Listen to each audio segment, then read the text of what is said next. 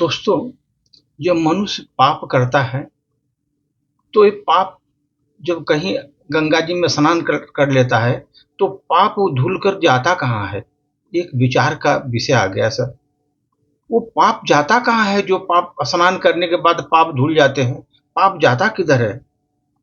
एक बार बहुत बड़े महात्मा ऋषि थे सर।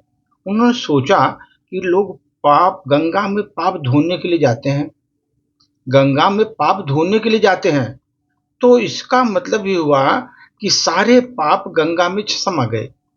जो सारे पाप थे गंगा में समा गए और गंगा पापमय हो गई। गंगा पापमय हो गई। यह जानने के लिए उन्होंने तपस्या की, घोर तपस्या की। वो पाप जाता कहाँ है? तपस्या के फलस्वरूप सर देवता लोग प्रकट हुए। ऋषि ने पूछा, भगवान, जो पाप गंगा में धोया जाता है वो पाप जाता कहाँ है? भगवान ने कहा, चलो गंगा से ही पूछते हैं। दोनों गंगा के पास गए और पूछा, हे गंगे, लोग अपने पाप को धोने के लिए तुम्हारे पास आते हैं, तो इसका मतलब हुआ तो आप पापी हुई, पूरा पाप आप धो लेती हो, उनका ले लेती है।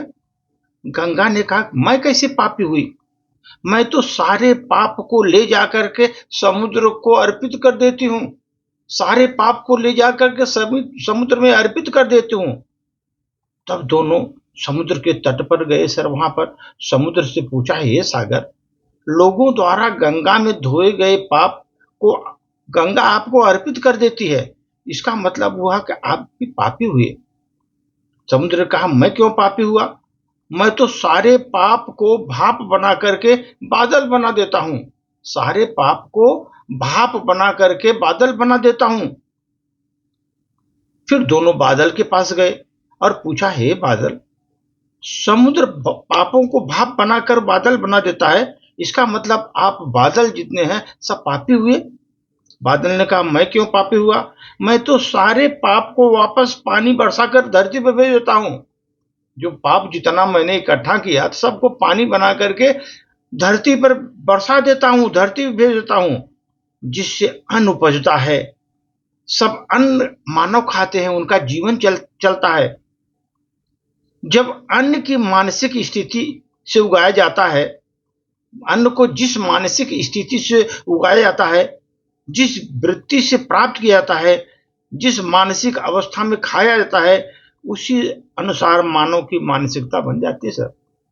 बादल बोला, जो मैं अन्न धरती पर उपजता है, जिस मानसिक स्थिति से वो उगाया जाता है, जिस वृत्ति से प्राप्त किया जाता है, जिस मानसिक अवस्था में उसे खाया जाता है, उसी अनुसार मानव की मानसिकता भी बन जाती है। शायद इसलिए कहते हैं कि जैसा खाए अन्न वैसा बनता मन। इसलिए सदैव भोजन जो है अच्छे विचार से करना चाहिए, शांत अवस्था में करना चाहिए और और कोशिश करिए कि जिस अन्न को आप खरीद रहे हैं वो ईमानदारी और परिश्रम से कमाया हुआ होना चाहिए। परिश्रम से कमाया होना चाहिए। परिश्रम करते रहने से कभी दरिद्रता नहीं आएगी जीवन में।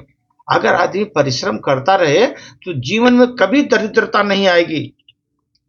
जप करने से पाप नहीं होता, मौन रहने से भी कलह नहीं होता, मौन रहने से भी कलह नहीं होता, जागते रहने से किसी प्रकार का भय नहीं होता जीवन में, जागते रहने से किसी प्रकार का भय नहीं होता जीवन में।